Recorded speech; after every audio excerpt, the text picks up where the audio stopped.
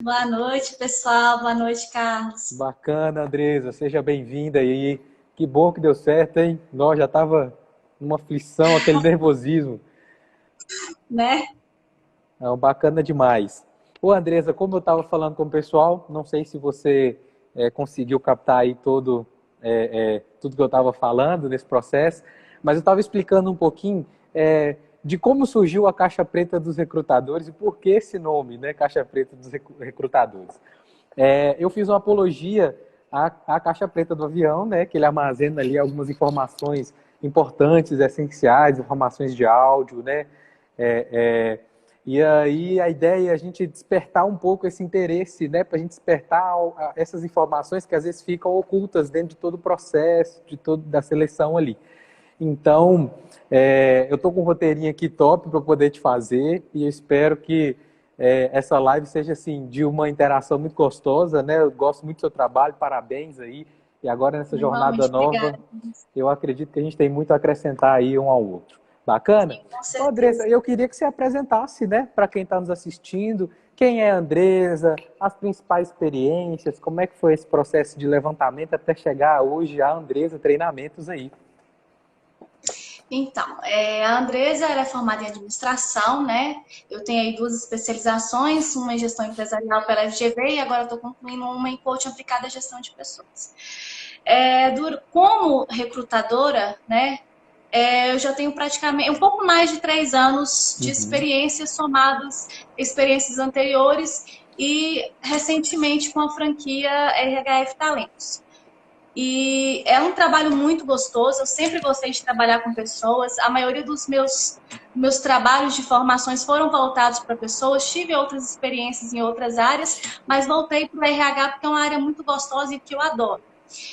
E comecei a trabalhar com empresas, né, com essa franquia. Então, eu tive aí vários clientes, trabalhei com empresas de vários segmentos aqui dentro de Teoflotone, prestando consultoria na área de RH, né, desde o treinamento introdutório, a introdução do colaborador, o recrutamento e seleção e o desenvolvimento, através de ferramentas que são importantes, né, para avaliar clima organizacional e desempenho do colaborador e até mesmo treinamentos. E com essa pandemia, eu vi que eu poderia fazer muito mais do que simplesmente prestar um serviço para a empresa. Eu poderia estar contribuindo para que outras pessoas, diante de toda essa dificuldade, pudesse ter uma performance melhor durante as entrevistas de emprego. Diante de tantas seleções, né, que eu fiz durante esse processo, durante esse tempo de trabalho, eu notei que as dificuldades dos candidatos eram muito parecidas. E que, de alguma forma, a gente que tem essa informação poderia estar agregando para que ele pudesse melhorar e ter uma performance melhor. E, assim, tanto conseguir a vaga de emprego, que hoje em dia está muito difícil, está cada vez mais difícil, como também ser um profissional melhor. Então, bacana. E se já era desafiador se arrumar um emprego, você imagina nesse Sim, momento. O negócio não tá fácil, exatamente. não. Não tá fácil mesmo. Andresa, você era bancária, né? Eu te conheci Sim. no banco e depois eu te encontrei posteriormente como recrutadora. Como é que foi essa transição? O que que aconteceu? Como é que foi? Se você puder compartilhar um pouco para a gente, como foi esse processo de transição? Eu recebo muita mensagem, né, às vezes, de pessoas que precisam de evoluir no Excel, que é o meu foco, né, porque estão nesse processo de transição de carreira, né, e assim, você sabe com os desafios que são. Mas como é que foi para você essa transição de carreira aí? Então, trabalhei no banco durante quase 9 anos, né? Foi muito tempo. Mas antes de trabalhar no banco, eu já tinha trabalhado em uma empresa como na área de RH, né? Como consultora de RH. Aham. Eu cheguei a um ponto no banco que eu percebi que não era bem aquilo que eu queria para minha vida. Tanto os níveis de estresse quanto conciliar com a vida, né? Com a maternidade, com os assuntos do lar, aquilo não era o que eu queria para mim. E quando eu saí, eu vi que eu poderia estar construindo algo melhor, que eu poderia estar contribuindo para o crescimento de empresas e de pessoas de uma forma diferente. Foi quando eu achei essa franquia, né? Eu fui pesquisando uma forma de estar fazendo isso e de uma empresa que pudesse me agregar valor e que eu pudesse estar contribuindo através dessa empresa. Eu achei que essa franquia foi uma facilitadora, né, para poder eu estar entrando e me firmando no mercado. E comecei a trabalhar, comecei a gostar cada vez mais. E foi quando eu decidi fazer minha segunda especialização, porque eu acho que qualificação, né, para você atuar no mercado com segurança e poder estar levando isso para o seu cliente é muito importante. Decidi fazer essa outra especialização para poder estar agregando valor aí na minha carreira profissional. Não, bacana demais. E é sempre um desafio, né? Quando a gente pensa nessa Sim. progressão de carreira, nessa mudança, né? E, Andressa, E o principalmente... mercado de teoflotone também é muito complicado para quem quer fazer isso, em relação à oportunidade e também questão financeira, porque a gente não vai falar que não é um fator importante, porque é através desse fator que Com você certeza. começa a realizar, né, sonhos, objetivos pessoais e profissionais. Então, o mercado de teoflotone também não colabora muito. Não, bacana. Pessoal que está chegando, a caixa de mensagem, de comentários aí, ela está aberta. Fiquem à vontade para comentar, interagir. A gente está aqui à disposição, tá? Andresa, eu sei também que além de todos esses desafios, o grande desafio de ser mãe e profissional também pesa muito, né? Eu sei que a gente tem eu tenho alguns profissionais que eu acompanho e conciliar a profissão, a evolução da carreira, filhos, não é uma tarefa fácil, né?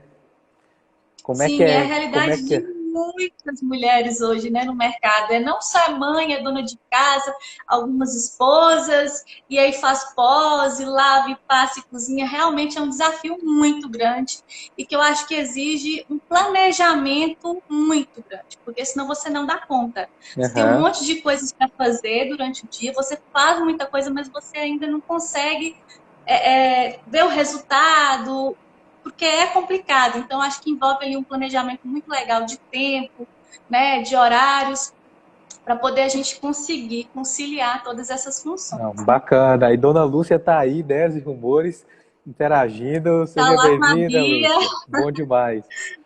Ô, Andresa, e para a gente começar, eu queria que você compartilhasse com a gente um pouquinho no início da jornada de recrutamento e seleção, que é o currículo propriamente dito. Quais são os principais desafios hoje que você encontra na hora de fazer a seleção dos currículos? E eu te pergunto isso porque, meu Deus, eu já te recebi currículos aqui na empresa que são assustadores, né? Eu tive uma vaga recentemente que a gente teve em aberto, para uma vaga com experiência, com habilidades informáticas, que a pessoa tirou uma foto do currículo e mandou a foto do currículo num pano de mesa e mandou para a gente. Então, se eu faço pouca seleção, encontro esses desafios, e você aí, como é que é esse processo de analisar esses currículos propriamente dito? E já dando boas-vindas aí para o pessoal que está entrando, o Breno, Marcélia, sejam bem-vindos aí, pessoal. Nayara, o Marcelo que chegaram aí, sejam bem-vindos. Amanda, fiquem à vontade aí para fazer perguntas nesse tema. Pode ficar à vontade aí, André. Então, realmente é muito desafiador, né? Como você disse, eu acredito que o candidato hoje ele não está dando o devido valor que é a entrega de um currículo. O currículo é seu cartão de entrada, né? De trabalho. É através desse currículo que você ingressa numa empresa ou não. Então, eu vejo que realmente algumas pessoas não têm dado o devido valor e importância que é o currículo. Como você citou, um dos principais pontos é a falta de, vamos dizer, de preocupação em ter um currículo bacana, seja do ponto de vista da apresentação, quanto das informações que aquele currículo traz. Então, você vê que as pessoas, às vezes, elas colocam as informações ali de qualquer jeito, sem uma formatação adequada, sem uma sequência lógica. Você vê pessoas que, na hora de entregar o currículo, fazem isso. Eu já recebi também muitos currículos, tiram foto de currículo, escaneia. O recrutador ele vai começar a te avaliar desde o primeiro contato que ele tem com você, e normalmente é através da entrega do currículo. Então, se ele já percebe que você tem essa preguiça, porque não tem outra explicação de você tirar uma foto de um currículo e mandar, né, ao invés de formalizar o currículo, então ele já percebe ali que você é um profissional que talvez vai fazer a mesma coisa enquanto profissional, né? não dar a devida importância para coisas que são importantes. Então, esse é um dos fatores que eu tenho muita dificuldade, a questão da apresentação curricular. Outra dificuldade que a gente vê muito é a falta de direcionamento do candidato, seja na apresentação do currículo, seja na entrevista. Então, às vezes, ele faz um currículo ali com 3, 4, 5 páginas, que é desnecessário. Eu falo com você que, dependendo da vaga que eu anuncio, eu recebo aí de 100 a 200 currículos por dia. Você imagina 100, 200 currículos com 5 páginas. Então, não tem necessidade. Então, ele, às vezes, coloca muita informação que não há necessidade e dificulta até a avaliação, né? Então, esses pontos aí são os principais pontos que dificultam na hora de avaliar o currículo. Fora que eu também recebo muito currículo fora do perfil. Às vezes a gente faz um anúncio, eu gosto de ser bem detalhista nos meus anúncios, justamente para a pessoa não perder muito ali o tempo dela, né? Claro. Mas a gente recebe muito currículo completamente fora do perfil. Uhum. E às vezes de 100 currículos que a gente recebe, a gente consegue aproveitar 10, por todos esses fatores que foram colocados. E a grande sacada, né, para quem vai entregar um currículo para uma vaga, gente, é porque quando, né, nós empresários, eu coloco no lugar, a gente abre uma vaga, é porque a gente tem uma dor, a gente tem um sofrimento, né? E o candidato, ele vem para poder sanar essa dor e esse sofrimento, né? Então, eu fico realmente eu me sinto muito desafiador quando é a jornada de recrutar, né? Porque o candidato, ele não vê, na hora de escrever o currículo, como solucionar aquela dor, né? Que eu acredito que os pontos ideais sejam exatamente o que você falou. Tem que colocar no currículo com o objetivo de sanar aquela dor que eu coloquei, né? E a forma que a gente descreve a dor é exatamente naquele processo, né, na descrição do currículo. O Rogério colocou assim para nós, ele colocou assim: para o candidato, seria interessante confeccionar o currículo mediante a vaga e empresa que estou buscando fazer parte. Exatamente. Então, contextualizar, né, o currículo é interessante. Andresa, você já reprovou o candidato? O pessoal está olhando para o lado aqui, porque eu estou com uma colinha, tá? Para não esquecer, um roteiro. Você já reprovou o candidato pelo currículo? De uma forma mais clara? Sim, Assim? na verdade não chega nem só a reprovação.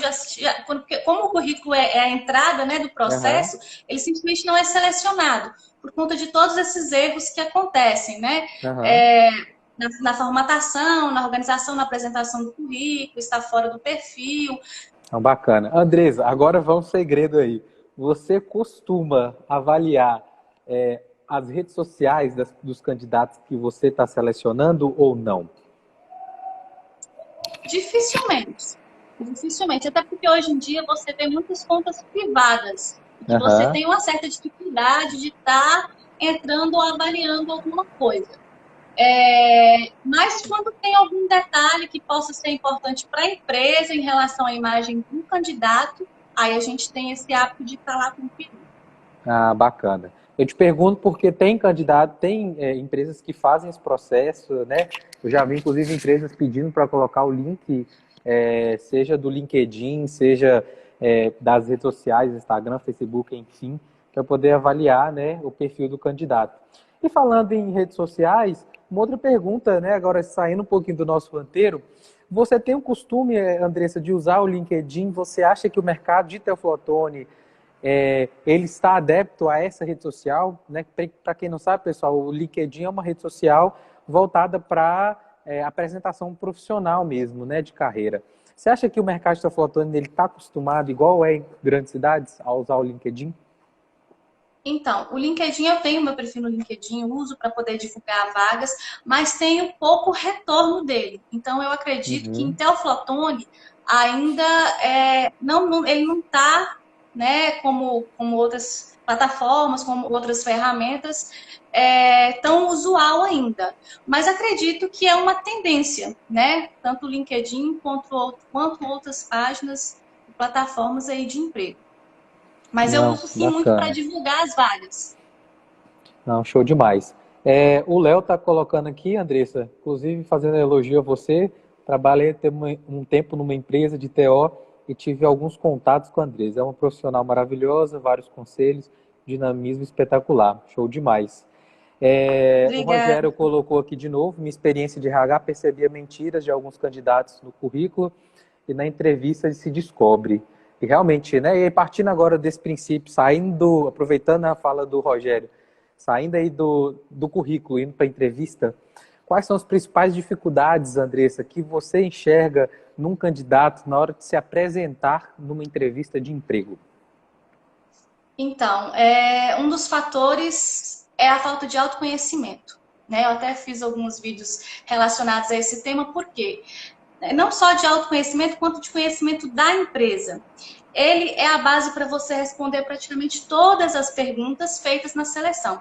A seleção ela é feita para quê? É para avaliar se você, enquanto candidato, está apto para aquela vaga. Tem as habilidades, né, importantes para assumir aquele papel, não para aquela vaga e para aquela empresa. Muitas vezes o próprio candidato nem ele sabe quais são os seus pontos fortes que ele precisa destacar ali, ou quais são os pontos que ele precisa desenvolver. Então, isso dificulta ele responder muitas perguntas. E perguntas que são justamente para avaliar essas habilidades. Se nem ele mesmo sabe quais são essas habilidades que ele mais tem como pontos fortes, como é que ele vai tá colocando ela na entrevista de emprego?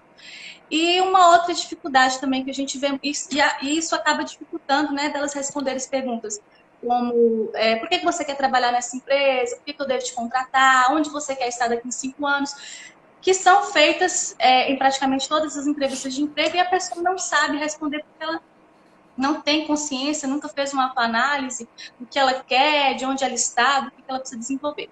E um outro ponto é a falta de conhecimento sobre a empresa, que também é importante. Então, ela está ali meio que precisando de emprego, indo atrás do que vem, né, do que aparece, e não dá a devida importância que esse conhecimento sobre a empresa. E também acaba falhando em algumas respostas por conta disso. Até porque se ela não conhece o que é importante para a empresa, o que é importante para aquela vaga, e é isso que o recrutador vai avaliar, como é que ela vai mostrar, né, isso? Então, essas duas vertentes são as maiores dificuldades dos candidatos. Além da própria comunicação, né, desenvolver a comunicação, a oratória, a ansiedade pesa muito, né, na hora da entrevista para você, postura, apresentação pessoal, e a apresentação pessoal vem todas essas questões, né, do que você veste, de como você fala, da sua postura, que pode transmitir mais segurança profissional na hora da entrevista. Não, bacana. Andresa, na pergunta, como você se enxerga daqui 2 ou 5 anos? Eu vejo que tem muita gente que engasga no momento dessa fala. Por que que o recrutador ele faz essa pergunta? E o que o candidato ele deve responder numa pergunta dessa? Vale falar que vai estar estudando para um concurso? Depende. Então, vamos lá. Qual que é o objetivo dessa pergunta? Primeiro, é ver se o candidato ele tem uma perspectiva de futuro e um direcionamento. Se ele é um candidato que ele direciona a sua carreira, que ele faz um planejamento, que tem uma perspectiva de futuro. Porque, normalmente, esse tipo de candidato, né, que você já nota ali que faz esse planejamento, que tem esse direcionamento muito bem firme na vida dele, tem mais facilidade de alcançar os objetivos, tanto dele quanto da empresa. E um outro fator é para avaliar se a perspectiva dele, né, essa expectativa dele está andando em conformidade com a da empresa. Porque se você fala, por exemplo, como você falou, que o seu objetivo é um concurso público, quer dizer que você não quer estar ali ou não vai estar ali por muito tempo. Então, dependendo, né, da vaga ou da empresa, né, da cultura da empresa, isso vai acabar sendo um ponto muito negativo. Porque se a empresa, quando ela te contrata, tem todo um investimento de tempo no seu treinamento, para ela perceber que você não vai ficar ali, ou que não é sua intenção de estar ali há muito tempo, e aí para ela acaba sendo uma perda.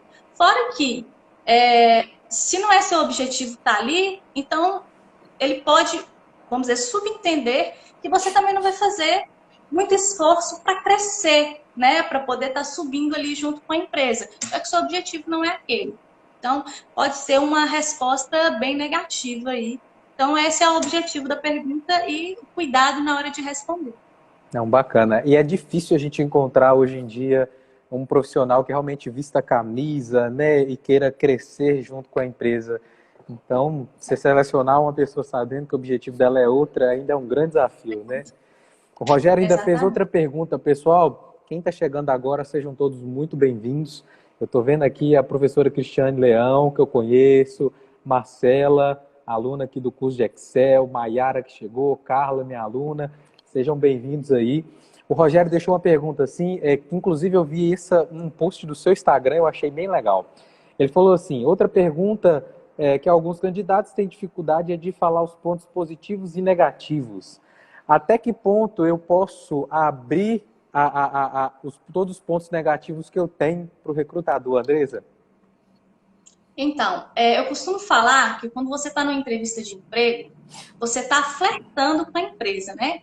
É o começo de uma possível relação de trabalho. Quando você está conhecendo alguém, você não fala abertamente de todos os seus defeitos. Pelo contrário, né? Quando a gente está flertando, a gente quer mostrar que a gente é uma pessoa interessante, bacana, para que essa possível relação possa se estender e realmente virar uma relação. Quanto aos pontos positivos, eu sempre falo para que as pessoas ressaltem os pontos positivos, suas habilidades, que você tem, que sejam importantes para a vaga, porque é isso que ele está avaliando. Quanto aos pontos negativos, eu acho que a pessoa tem que ter um devido cuidado para não falar pontos que são importantes para a vaga e que, consequentemente, vão te atrapalhar. Por exemplo, se uma empresa precisa de uma pessoa extrovertida e você fala que é uma pessoa tímida, você já perdeu sua oportunidade ali. Para você, a sua timidez, até porque às vezes ele não vai conseguir ali, não vai conseguir medir a extensão daquela timidez. Para você, sendo uma pessoa tímida, eu falo isso porque eu já fui muito tímida, já desenvolvi muito isso. Você sabe as suas limitações, você sabe que às vezes você consegue dar conta do recado mesmo sendo tímido, mas a empresa ela não sabe, então ela não vai pagar para ver. Então, o cuidado maior de falar dos pontos fracos é falar pontos fracos que são de pontos de habilidades que são importantes para a vaga. E outros que podem demonstrar falta de responsabilidade. Por exemplo, uma vez eu fiz uma seleção e tinha um candidato que, para mim, era o candidato que mais se destacava. Era uma vaga de estágio e, como você sabe, porque você já fez algumas seleções de estágio para sua empresa, sim, às vezes esse perfil mais jovem é muito complicado, né, da gente achar o candidato ideal. E ele era o meu candidato ideal, mas na hora de falar dos pontos fracos, ele virou para mim e falou que ele era uma pessoa muito preguiçosa e procrastinadora. Então, isso já soou que é uma falta de responsabilidade muito grande e toda aquela imagem, né, de candidato perfeito caiu ali na minha frente. E o desespero também, né, porque eu já não tinha nenhuma perspectiva em relação ao outro candidato. Então, tem que ter muito cuidado na hora de se abrir aí e falar dos seus pontos negativos. Não, bacana. E assim, quando você faz uma aposta e chega na hora de entrevista, você vê outra coisa, né? Às vezes o currículo é muito bom, tá preparado, quando você chega, sim, você vê que a dinâmica, a pessoa é, né, muito comunicativa e chega na hora da entrevista. Realmente é muito desafiador. Andresa, do roteiro que você tem enquanto entrevistador, nesse momento de entrevista, que pergunta que as pessoas mais engasgam na hora de responder? Os pontos fortes, principalmente os pontos fracos, é muito. A questão também do que ela pretende, de onde ela pretende estar daqui a 5 anos, e até mesmo por que eu devo te contratar. A gente pergunta por que eu devo te contratar. A pessoa também, às vezes, não sabe como vender o seu peixe, né? Como fazer aquele marketing pessoal ali e fazer a empresa acreditar que ele é a pessoa ideal para a vaga. Não, bacana. A Rayane está aí com a gente. Pessoal, sejam muito bem-vindos aí. A professora Aessa está por aí. Ana Paula Schutz, seja bem-vindo, que eu conheço. Pessoal, fiquem à vontade aí a fazer perguntas, tá? Aqui é um bate-papo mesmo, desvendando os segredos dos recrutadores aí. E a Rayane colocou aqui, Andresa, já fui a várias entrevistas e nunca sou chamada. Fico frustrado e triste. O que faço para me sair bem na próxima? É uma pergunta muito complexa, porque eu teria que avaliar, né, ali a performance da Rayane. Mas a gente tem feito um trabalho muito bacana, Carlos, às terças-feiras, que é uma live fazendo uma simulação de entrevista de emprego. A gente começou essa semana, foi muito bacana. Uau. E a nossa intenção é estar fazendo toda terça-feira essa simulação de entrevista de emprego. Nela, eu entrevisto literalmente o candidato, né, a pessoa que vai Aham. participar comigo. Pode ser qualquer pessoa que queira, né? Eu falo que Já a fica o pessoa tem que ser convite muito aí, viu, corajosa. Rayane?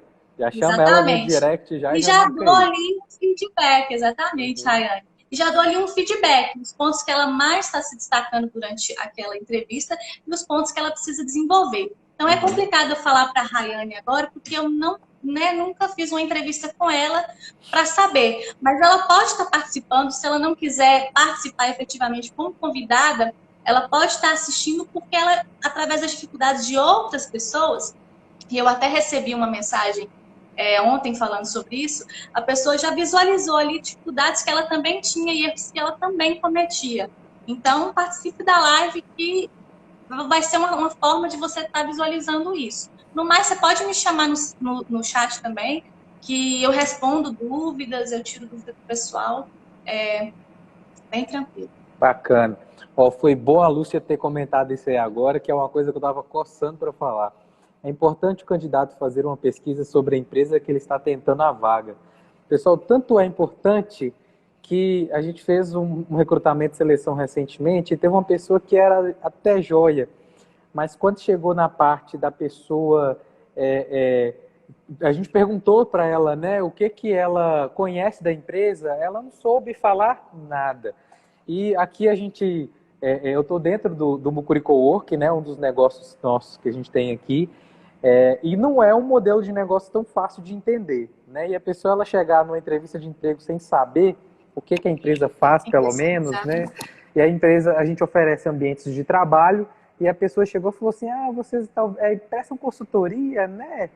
E aí ficou assim naquela inconstância e era um profissional bom que naquele momento a gente entendeu que não era o momento dela, não era Não o era o que nosso a empresa momento, precisa. né? Exatamente, porque não atenderia a nossa dor. Então acho que vai bem de encontro aí com o que a Lúcia falou. Uma outra pergunta, Andresa, você tem feito entrevistas online? A gente sabe que está tudo online nesse momento de pandemia. Você tem visto, feito, e como é que tem sido esse momento aí das entrevistas online? Sim.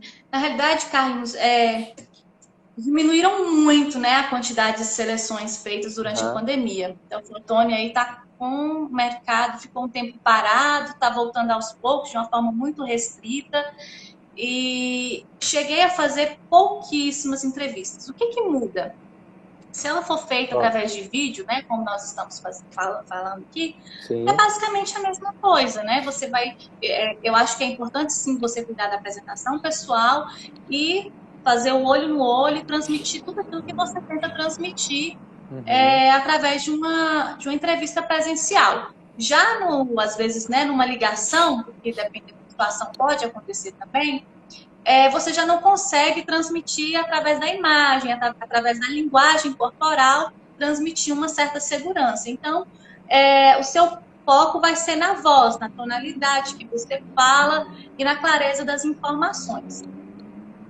É bacana demais. Ô, Andresa, uma outra pergunta que eu tenho, e eu já vi algumas pessoas já me mandaram essa pergunta, é sobre como se comportar numa dinâmica, né? Você está ali cheio de pessoas, normalmente a pessoa tende a ficar mais acanhada, com mais nervosismo. Como eu devo agir? Eu devo ficar no meu canto, esperando as coisas acontecerem? Eu devo me aparecer e tentar fazer tudo? Qual a sua sugestão, qual dica você daria para quem está assistindo e passar para uma dinâmica em grupo? Então, na realidade, eu acho que o melhor ponto é o equilíbrio, nem mais nem menos, né? Para que serve uma dinâmica? A dinâmica, eu gosto muito de dinâmica, é uma forma que você traz situações, você simula, né, situações reais, para poder avaliar o comportamento, as reações, as emoções das pessoas diante daquela situação, né? E as habilidades que ela tem.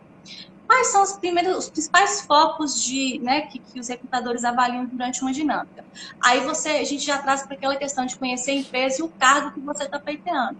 Porque o recrutador ele vai tentar identificar se você tem aquelas qualidades que vai suprir as necessidades da empresa. Então, visualiza a vaga, principalmente, né, que você está pleiteando. Então, por exemplo, se você vai pleitear uma vaga de liderança, o que é importante para um líder, né? Quais habilidades são importantes para um líder? É direcionamento, orientação, trabalho em equipe, relacionamento interpessoal, comunicação, saber ouvir, dar sugestões construtivas. Eu acho que você ficar recuado não é legal. Dê sempre sugestões resolutivas, né? Quando o recrutador ele faz alguma proposta de desenvolver algo ou construir algo, vem sempre um planejamento, então a habilidade de fazer planejamento, análise, raciocínio lógico, tudo isso é avaliado. Então, o que eu falo? Tem essa postura de líder, saiba falar na hora certa, saiba escutar, saiba propor, né?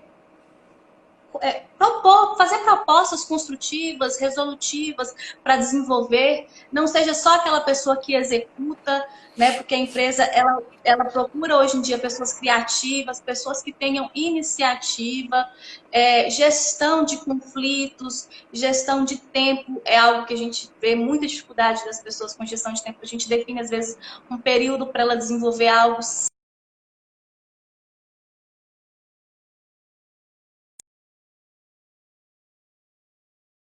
São que os recrutadores mais avaliam durante a dinâmica de grupo. E você precisa se destacar dentro delas, porque se é isso que a empresa vai avaliar, é isso que você precisa mostrar. Não, bacana, Andressa. Cortou aqui a live, mas eu acho que eu consegui pegar tudo. Andressa, uma pergunta que me chega o tempo inteiro aqui, que é o meu caso, né? Eu tenho um curso Excel básico para mercado de trabalho. É a seguinte frase: Carlos, eu acabei de perder uma oportunidade de mercado porque eu não sabia Excel e eu fui reprovado na prova de Excel. Eu recebo isso demais, inclusive hoje eu recebi um candidato, um cara top, com uma experiência profissional, estava querendo galgar progressão de carreira e foi reprovado na bênção do Excel. Como é que é o processo das provas de informática que você costuma fazer, né? Costumava fazer nesse processo de seleção? O que você avalia? Como que é essa experiência aí? Você já reprovou por prova de Excel? Conta mais um pouco como é que é a sua experiência aí como recrutadora fazendo provas de informática. Sim. Para algumas vagas, principalmente área administrativa, nível superior, estágio, a gente usa sim uma avaliaçãozinha que envolve um pouco de português, informática e raciocínio lógico. Uma coisa que eu falo, gente, essas ferramentas de Excel, Word e Excel são ferramentas básicas de trabalho hoje em dia. Não dá para não saber. E eu acho que o pessoal já tem um certo preconceito com Excel, né? Porque quando envolve número, planilha e gráfico, o pessoal já fica doido. Então, mas é uma ferramenta muito usada e muito requerida pelas empresas e que a maioria das pessoas realmente tem dificuldade. Às vezes não no Word, mas no Excel muita.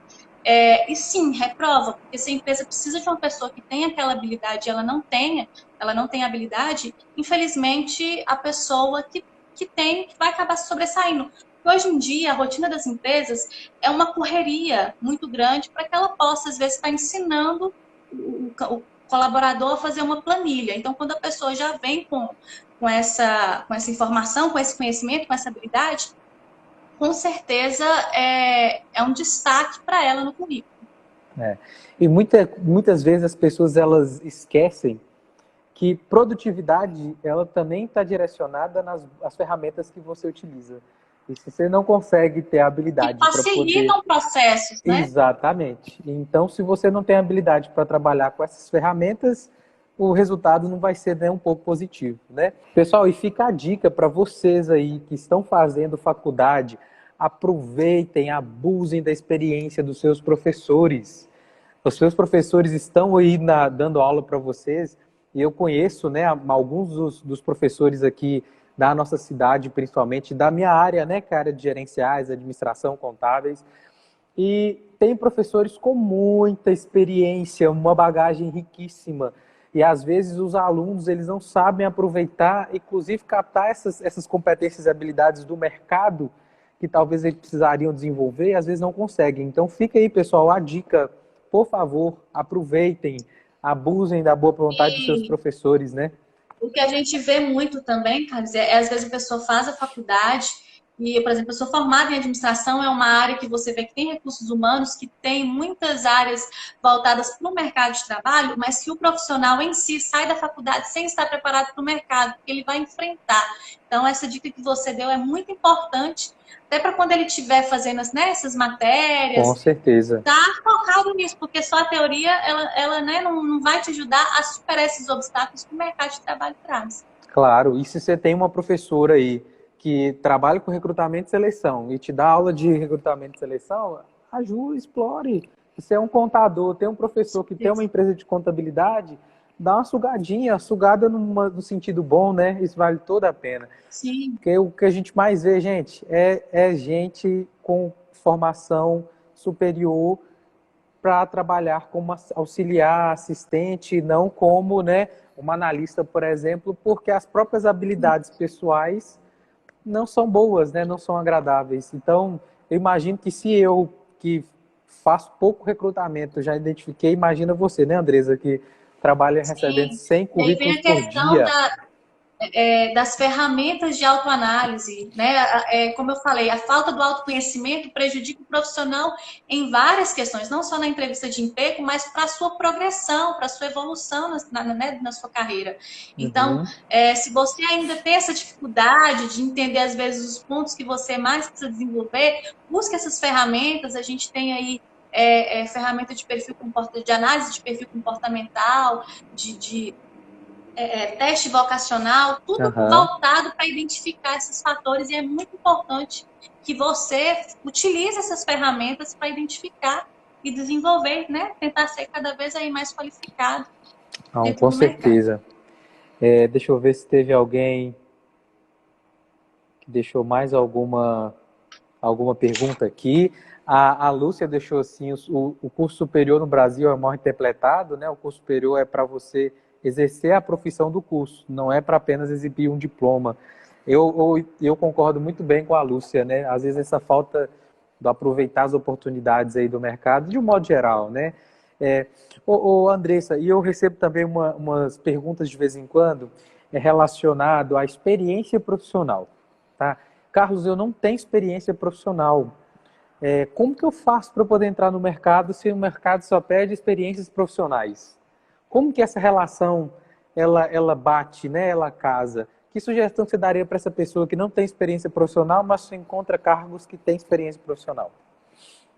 Realmente, como recrutadora, né, por prestar serviço para muitas empresas, a gente realmente vê esse problema. Eu também já ouvi esses questionamentos. A minha sugestão é, o que você não tem de experiência, compense com qualificação. Porque muitas pessoas, principalmente quando você entra numa empresa, às vezes você tem até dificuldade de achar tempo para se qualificar. Aham. Se você está com tempo, use esse tempo para se qualificar. Então, compense com a qualificação, com conhecimento e desenvolvendo habilidades que são importantes. Ferramentas como, né, as ferramentas de informática, ferramentas básicas de trabalho. Então, invista o máximo que você conseguir em qualificação, conhecimento mesmo dessas ferramentas básicas e de habilidades que a empresa procura. Segunda coisa, eu acredito que é a postura, tá? Porque normalmente pessoas hoje que ainda não têm experiência, às vezes são pessoas muito jovens, e Aham. muitas vezes a percepção que a gente tem, tá? E é claro, não são todos, é a questão da falta de maturidade, de responsabilidade e comprometimento. Então, você, na sua postura, na hora de entregar um currículo, de conversar com o recrutador, com, né, um empresário, mostrar que apesar da sua pouca idade ou da sua falta de experiência, essas habilidades, essas atitudes são importantes para você. E não chegar, como alguns candidatos fazem, né? Muitas vezes se vitimizando de, coitado de mim, eu não consigo nada por causa disso. Isso acaba sendo pior, né? Então, o que a empresa busca hoje? Pessoas, como você disse, né? Que ajudam a cuidar daquela dor, né? Daquela necessidade que ela tem. Então, é isso que você precisa mostrar, independente de ter experiência ou não, que você tem habilidades, conhecimentos e atitudes que vão ajudar aquela empresa a suprir aquela necessidade e aquela dor. Não, bacana. Pessoal, e às vezes é mais simples do que imagina, né, a gente desenvolver habilidades. Se você é tímido, Sim, comece a interagir com sua família, talvez, né? Se você ainda está estudando na faculdade, se você tem timidez, comece a exercer, então, o poder da comunicação com seus colegas em sala de aula, seus apresente trabalhos. familiares, exatamente. Andresa, nós estamos quase chegando, batendo na nossa 1 hora de live, mas eu queria deixar uma última pergunta antes da gente encerrar. Eu volta e meia eu acabo recebendo também, eu tenho um grupo, né, no Telegram que eu compartilho vagas de emprego. Então, pessoal, quem está assistindo aí, quiser fazer parte, tem um link lá na minha bio. Eu compartilho ali, além de vagas de emprego, dicas sobre produtividade, dicas sobre Excel, para você se tornar mais produtivo aí. E aí eu recebo, Andressa, essas vagas de emprego sem muita explicação. Eu gosto muito do seu trabalho porque você especifica, né? Fala sobre habilidades, características, destrincha um pouco essa vaga. Mas tem pessoas, tem recrutadores, às vezes, que não fazem esse detalhamento da vaga. Então, se eu sei que é uma vaga de assistente administrativo, se eu sei que é uma vaga, sei lá, de cozinheiro, de vendedor, e ela não fez, ela não sabe detalhar, então eu não sei que habilidade eu preciso trabalhar, melhorar para aquela vaga, o que eu posso fazer, então, para poder tentar saber mais daquela vaga, mesmo que não tenha nenhuma informação descrita ali na descrição da vaga? Eu acho que, primeiramente, o próprio nome da vaga em si, ela já traz ali muita informação, né? Uma vaga de assistente Uhum. administrativo já traz algumas habilidades que são importantes, organização, informática, controle, planejamento e por aí vai. E também você procurar conhecer a empresa, né? A atividade daquela empresa, você já vai começar a ter direcionamento ali, diante da atividade que ela exerce, da cultura organizacional, o que é importante para aquela empresa. E a terceira coisa, eu acho que não há problema nenhum em você ligar para a empresa e perguntar, Uhum. tá? Então, se você está com dúvida, se você realmente encaixa naquele perfil ou não, você entrar em contato com a empresa e perguntar, olha, eu vi uma vaga de tal, né, de um tal cargo aí para sua empresa, quais, né, o que vocês estão pedindo, o que vocês estão buscando nesse profissional? Não é problema algum, eu acho que se a pessoa tem dificuldade de entender o que a proposta da vaga, ligue e pergunte. Ah, é bacana. Porque talvez com essa simplicidade pode ser sua grande chance de sucesso Sim, aí, né? Traçar. exatamente, de iniciativa, né, de uma pessoa. Show demais. Ô, Andressa, a Iessa falou assim, fez a seguinte pergunta. Para um profissional de RH hoje, qual o maior desafio? Fazer as entrevistas, fazer as empresas entender a necessidade desse profissional ou o candidato às vagas, de que ele pode ser preparado por um profissional de RH? Desculpa, eu não consegui, Para um eu tentando profissional de buscar. RH, não, beleza, eu vou tentar ler aqui de novo. Para um profissional de RH hoje, qual o maior desafio? Fazer as empresas, qual o maior desafio? Fazer as empresas entender a necessidade deste profissional ou candidato às vagas de que ele pode ser preparado por um profissional de RH? Ou aí, essa ficou um pouquinho confuso. Se você puder trazer a conotação para a gente. Eu acho que Enquanto eu isso, talvez entendi. Ela está é, falando quanto profissional de RH na empresa. A dificuldade de fazer a empresa entender a necessidade do candidato, de preferir treinar, seria isso? Preferir treinar o candidato? eu imagino, talvez a essência do que ela trabalhar, aí essa qualquer coisa você me avisa, mas eu sei que existem algumas empresas que o processo de recrutamento e seleção não é feito por um profissional de RH, né? Que eles às vezes fazem por si só, alguma coisa nesse sentido, né? Então, você poderia falar para a gente a importância de contratar um profissional para esse caso, então? Eu acredito que acho que ela tenha falado sobre, que deu Para para poder estar entender. formando profissionais, desenvolvendo profissional. Isso, exatamente. Qual que é a importância, no frigir Sim. dos ovos, qual que é a importância do profissional de RH para auxiliar as empresas aí nessa alavancagem, né? Sim, na realidade é um desafio muito grande, né? Porque a maioria das vezes é até um desafio também para o profissional de RH. Ainda mais quando a gente vê um mercado cheio de pessoas precisando de emprego. a empresa acaba colocando um patamar muito grande diante da vaga, né? De uma exigência profissional, mesmo às vezes a vaga oferecendo tão pouco para aquele profissional. Quanto mais o mercado está nessa crise, maior a exigência da empresa, porque mais profissionais qualificados eles têm ali à disposição.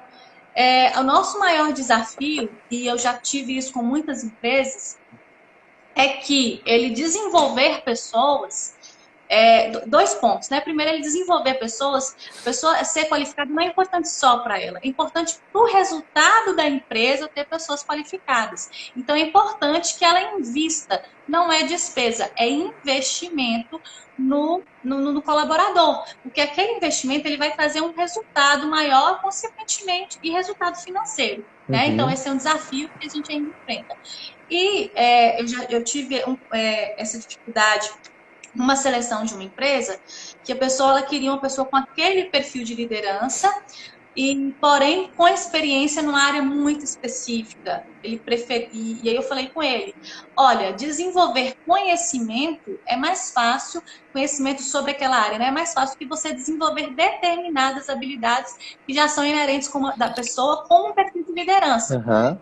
Então a empresa às vezes entender isso, inclusive nos grandes centros, né, nas grandes cidades, as pessoas elas têm feito muito mais seleções visando em competências, em habilidades, do que necessariamente experiência profissional. Porque desenvolver esse conhecimento, né, ali na empresa, ela é mais fácil do que você já desenvolver uma habilidade como um perfil de liderança. Bacana. Então, esses desafios a gente enfrenta e tenta mostrar para a empresa que isso é importante para ela mesma, né? Para a produtividade, para o resultado da própria empresa. Excelente. E essa responde a pergunta do Christian, que colocou aí. O conhecimento ou capacitação tem um peso maior que a experiência na disputa por uma vaga? Aí, acredito que você respondeu ela, né, já um pouco aí. Você quer complementar essa pergunta? Sim, sim, igual como eu falei, né? Nos grandes centros as pessoas já têm conseguido visualizar esse conhecimento, essas habilidades. Até porque, Carlos, mesmo você, por exemplo, tendo uma determinada habilidade, de empresa para empresa muda a cultura, as ferramentas utilizadas e de qualquer forma a empresa vai ter que fazer um treinamento ali de introdução daquele funcionário. Então, de qualquer forma, ele vai ter que fazer aquele treinamento. Então, eu acho que determinados conhecimentos e habilidades deveriam ter um peso até maior aí. Bacana. E para fechar agora com chave de ouro, o Márcio colocou assim: nervosismo, o que devo fazer? Gente, nervosismo no processo seletivo é muito comum. Eu acho que todo recrutador sabe disso. Eu hoje, como recrutadora, já fiquei muito nervosa na entrevista de emprego. É claro que a forma com que você controla essa ansiedade, esse nervosismo, ela é muito relativa, ela é individual. Mas o que eu falo é, gente, respira fundo, né? Tenta relaxar e conversa de uma forma mais pausadamente, mais tranquila, porque dessa forma você consegue raciocinar melhor. Quando você fala muito rápido, você tende a atropelar as palavras, às vezes não consegue se fazer bem entendido. Então, fale mais tranquilamente, mais pausadamente, dessa forma você consegue raciocinar melhor enquanto fala e não transparecer tanta ansiedade. Mas mesmo que transmita um pouco, isso é normal, acho que o recrutador ele já está bem acostumado com isso. Bacana. Andressa, vamos chegando ao fim, já está batendo o nosso horário. Queria demais agradecer você a essa oportunidade, né, de estar compartilhando um pouco mais essa sua experiência com a gente. Pessoal, essa é a primeira temporada do Caixa Preta de Recrutadores. Na próxima quarta-feira eu vou receber uma outra recrutadora, que já foi recrutadora de Teoflotone, só que atualmente ela está trabalhando lá no Pará, a Lívia Viana. Então a gente vai bater um papo aqui também, né, para a gente ter um pouco dessa visão e comparar um pouco de como está sendo, como foi a experiência dela trabalhar com recrutamento em Teoflotone e como está sendo agora ela trabalhar numa grande empresa de recrutamento e seleção. Uma outra cultura.